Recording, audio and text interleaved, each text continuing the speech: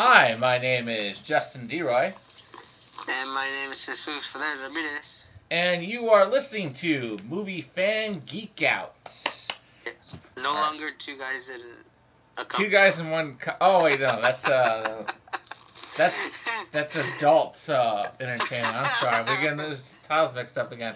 Anyway, thanks for those of you who are returning listeners for coming back after extended leave due to the holiday. But we are back, and only movie news topics. We're gonna go over one movie news topic today because then we're gonna talk about our favorite movies of the year so far after that. But movie news topic for today is about this recent film that I had found out about called Criminal. I guess it's supposed to be kind of sci-fi thriller almost, and its main star is supposed to be Kevin Costner, but recently Hollywood Reporter had reported that also Gary Oldman was just announced to be playing opposite to him. In other words, a villain in the film. And this, as the synopsis reads here that I'm reading, it says it's about Kevin Costner is a CIA agent who has been implanted with the memories of a dead operative, and he is supposed to prevent a large-scale catastrophe with these memories, I guess. The best part of this, is the fact that Gary Oldman's in, not just the fact that he's in it, but the fact that he's playing a villain. And some of my favorite roles he's ever done, honestly, are all of his villain roles. Like, honestly, he plays other roles that are good that aren't villains, but I love him in his villain roles. I think that's his real roadhouse, and for acting is playing these menacing villains that he brings to the big screen. So that's the part that I found most exciting. I guess I should also note that it is supposed to be being directed by Ariel Varman, I think is how you pronounce it. Recently did another film called Iceman, which is actually based off a true story of a real, not really serial killer, but he's like a mob enforcer who killed for the mob. Like they said, like he had listed off, I don't know, somewhere over 100 murders that he'd done while working for the mob. But that's going to be director of this film. But that's enough about what I think about the film. Jesus, what are your thoughts? So this is a new movie? Yes, it's Gary Oldman, right? Yeah. Called Criminal? Criminal. Oh, okay. Well, yeah, I haven't really heard much about it, but I mean, anything with Gary Oldman, I'm always looking forward to. Like you said, I don't know. I think he's probably like my favorite, like actor, like villain actor or actor who plays villains. Because I mean, he's just so good at playing villains. So I don't think lately he's played, I think Dawn of the Planet of the Apes, he kind of looks like he's supposed to be villainous. But maybe for point of view, I guess he could be the hero. But I feel like they're more like low key kind of characters. And I mean, definitely not compared to the ones he did back in the '90s with Air Force One or Dracula. Dracula, I have to say, just point it out. He played, to this day, I don't think I've seen anybody play that Dracula as good or as scary as Gary Oldman. He was my favorite. He is my favorite Dracula. But I don't know too much about the director, but I've been meaning to see the movie The Iceman. It's a good one. I actually got to see it, I don't know, a while back. It's pretty good. It's on Netflix? It was on Netflix. I don't know if it's still on there. I think it is on the UK version, but oh my god, yeah, I'm definitely going to see it. It has Michael, his name, as Winona Ryder, Chris Evans, Michael Shannon. Hells yeah, I'm watching this. I know he did, what else? Hold on.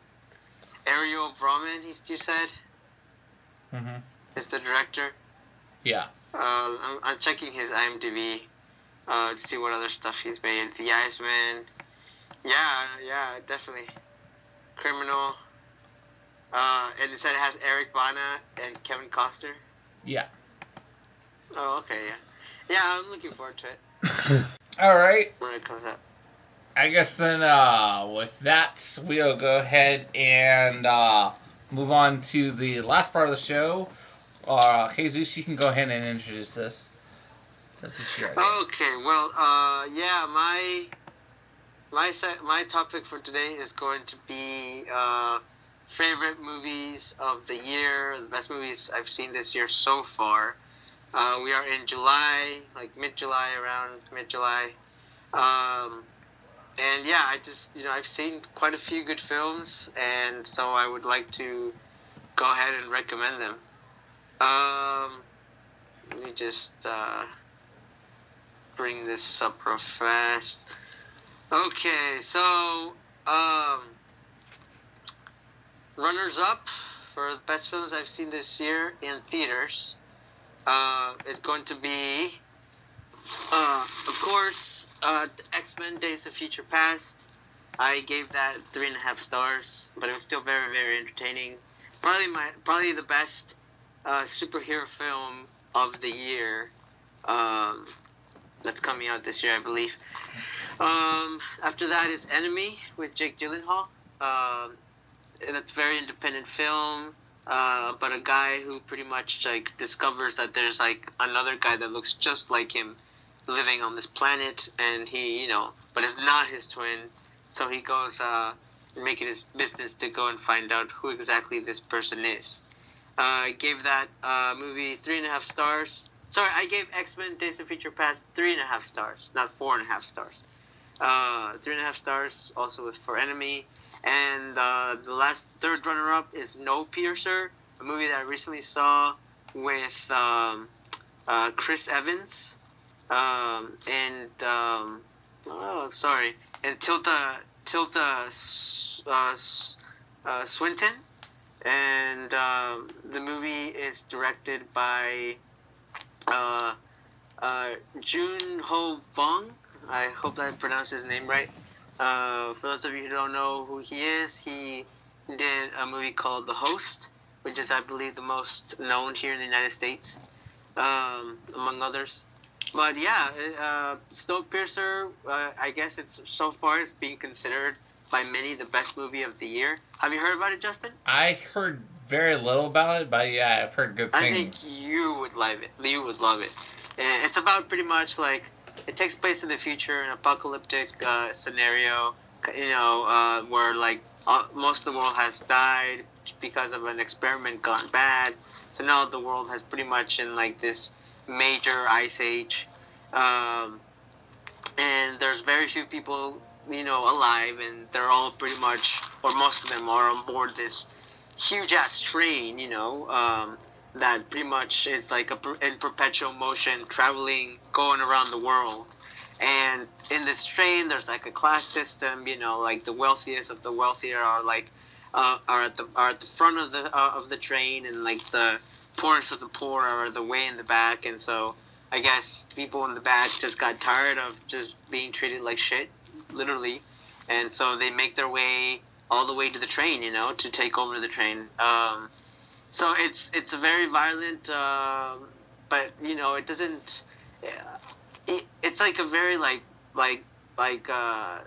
special effects heavy film, but you don't really notice it because it's like an art house slash blockbuster kind of film.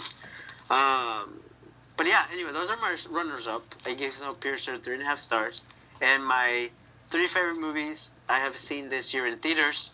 Number 3 is Locke, starring Tom Hardy, and Tom Hardy. Pretty much, have you heard about this, Justin? I know of it. I don't really know the premise or anything of it, though. Which pretty much about a guy. I don't really. I went in there not knowing what this movie was about at all. I only saw like a picture of it and a poster.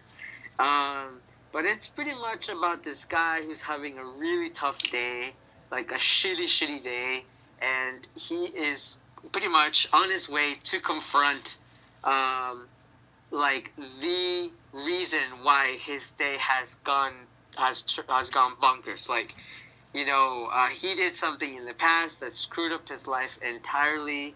Well, one way or another, in a way, because it's also, good news, but more bad news. And so he's on it, and the whole movie, honestly, takes place in the car, like, of this guy driving to confront the situation. Like the reason that he's in this situation, why he's in the problem now, and it's just him. It's a very big character development. The only, honestly, you hear other actors, but that's through over the phone. But the only person you see throughout the entire film is Tom Hardy, who plays this guy Locke. I think that's his last name. I forgot his first name. But he's in the car driving, mainly in the highway, on his way to deal with this situation. But it's a very, like, I think Tom Hardy did a very good job.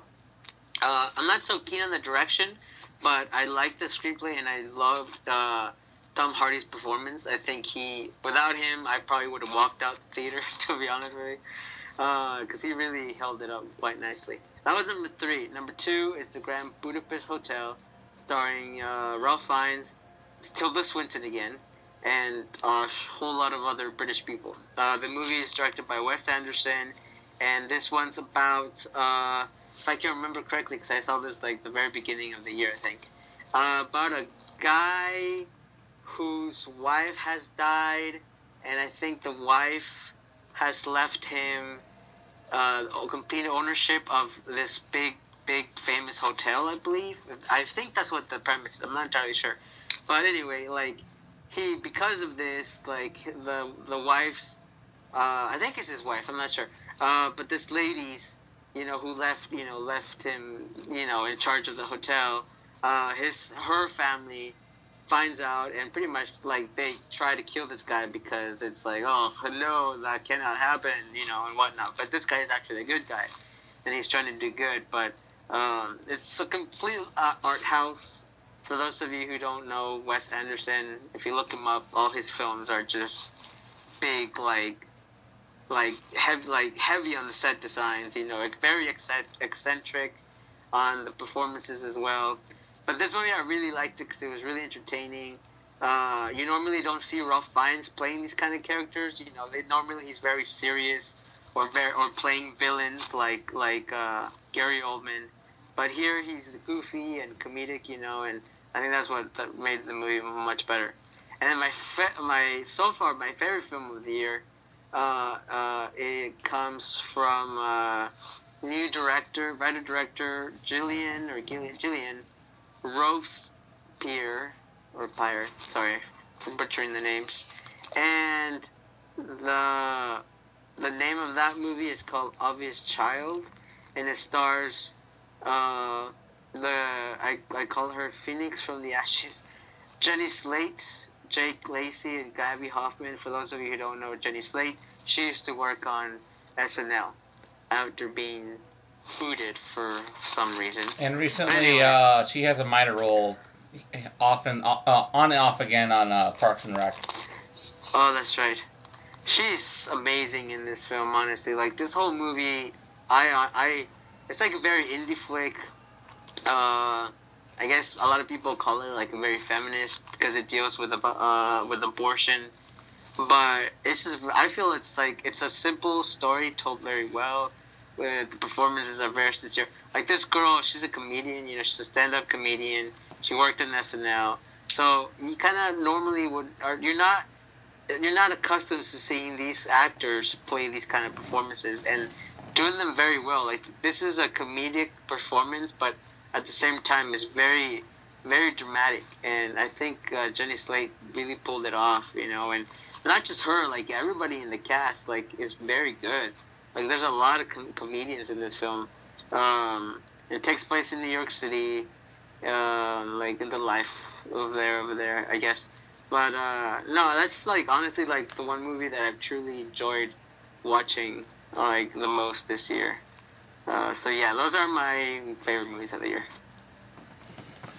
Okay, so I guess I'll go next.